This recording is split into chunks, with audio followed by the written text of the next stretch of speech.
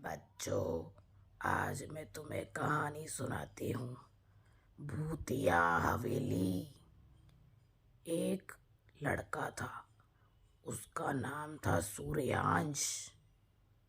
सूर्यांश बहुत बहादुर लड़का था। एक दिन राजस्थान के कोटा शहर में वह रहने गया। वहाँ जैसे ही उसने उस पुरानी सी हवेली को देखा तो उसे बहुत अचंभा हुआ कि इतनी अच्छी हवेली, तो मैं यहीं रहने का विचार कर लेता हूँ। तभी सूर्यांश उस भूतिया हवेली के अंदर जाने लगा। तभी वहाँ एक लड़का आया, उसका नाम था गौरव। गौरव ने कहा, सूर्यांश, तुम अंदर मत जाओ, ये एक भूतिया हवेली है, तुम यहाँ से कभी जिंदा वापस नहीं आ पाओगे। सूर्यांश ने कहा कि मैं इन सब बातों को नहीं मानता, मुझे अंदर जाने दो। उसने गौरव को पीछे की तरफ धक्का दिया और उस भूतिया हवेली में चला गया। सूर्यांश जैसे ही उस हवेली में कदम रखा, वहां पर अपने आप दरवाजा बंद हो गया और वो आगे ड्राइंग रूम की तरफ बढ़ता चला गया। तभी वहां पर एक बल्ब अपने आप बंद और चलने लगा। उसने उसको नजरअंदाज कर दिया। तभी थोड़ी देर बाद दूसरा बल्ब भी अपने आप जल बुझ करने लगा। तब उसने उस पर भी ध्यान ना दिया। ऐसे धीरे धीरे करके पूरी हवेली में सारे बल्ब बंद जल होने लगे। तभी धीरे से उसको एक आवाज सुनाई दी। आवाज सुनते ही सूर्यांश थोड़ा सा घबराया, पर उसने हिम्मत नहीं हारी। वो जाकर सोफे पे बैठने लगा। वैसे ही सोफा हवा में उड़ने लग गया। सूर्यांश ने बोला कि यहाँ कौन है और क्यों तुम इस हवेली में रहते हो? जो भी हो, मेरे सामने आओ। तभी एक बड़ी सी परछाई उसके सामने आई और उसने पूछा कि कौन हो तुम और यहाँ इस हवेली में क्या लेने आए हो? तभी सूर्यांश ने बोला, मेरी छोड़ो, तुम कौन हो? उसने कहा, मैं यहाँ का भूत हूँ और ये हवेली मेरी है।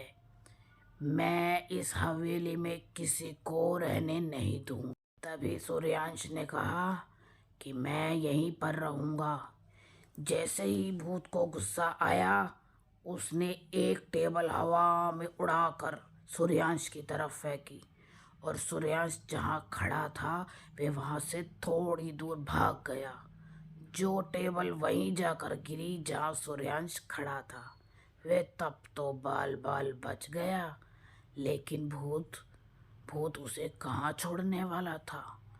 तभी भूत ने कहा, चले जाओ यहाँ से। तो सूर्यांश ने बोला कि नहीं, मैं यहाँ से नहीं जाऊँगा। पहले तुम्हें मेरे सामने आना होगा कि तुम कौन हो। भूत ने कहा, ठीक है, मरने से पहले मैं तुम्हारी ये इच्छा पूरी कर देता हूँ। तभी एक अंधेरा हुआ और बादल गरजने लगे, बिजली कड़कने लगी, जोर जोर से हवाएं चलने लगी। तभी उसके सामने एक भूत आकर खड़ा हुआ। सूर्यांश थोड़ा तो घबराया, पर उसने हिम्मत नहीं हारी। तभी वो भूत आया और उसने पूछा कि अब बताओ, तुम यहाँ से इस हवेली से जाओगे या नहीं? सूर्यांश ने पूछा कि तुम यहाँ कैसे आए और यहाँ तुम भूत कैसे बन गए? तब उस भूत ने कहा कि मैं यहाँ पर नौकरी करने आया था और एक दिन छोटी सी गलती के कारण मेरे मालिक ने मुझे यहाँ पर मार दिया। मेरा खून इस हवेली में पड़ा है, इसलिए मैं यहाँ हूँ। अब तुम्हें यहाँ से जाना होगा, नहीं तो मैं भी तुम्हें ऐसे ही मार दूंगा, क्योंकि मैं नहीं चाहता कि इस हवेली पे किसी और का अधिकार हो। तभी सूर्यांश बोला कि नहीं नहीं, इस हवेली पर तो मैं ही रहूँगा। तो जैसे ही भूत आगे आने लगा, सूर्यांश ने उस भूत के ऊपर एक पाउडर फेंक दिया। जैसे ही वो पाउडर भूत के ऊपर गया, भूत जलने लगा और पूरी तरह से उसका विनाश हो गया। तब सूर्यांश ने कुछ चैन की सांस ली और वहीं सोफे पर सो गया। जब वो सुबह सुबह उस हवेली से बाहर निकला तो गौरव को बड़ा अचंभा हुआ कि सूर्यांश जिंदा कैसे वापस आ गया। तभी वो भागा भागा सूर्यांश से पूछने गया कि सूर्यांश, क्या अंदर कोई भूत नहीं था? सूर्यांश ने बोला, अंदर भूत था, जिसे मैंने अब भगा दिया है। अब ये हवेली भूतिया हवेली नहीं रही, भूत अपनी जगह गया। अब सब तुम गांव वालों इस शहर में खुशी खुशी रह सकते हो। और हाँ, मैं तो तुम सबकी मदद करने आया था और अब इस हवेली में मैं ही रहूँगा। तो बच्चों, सूर्यांश कितना समझदार था ना।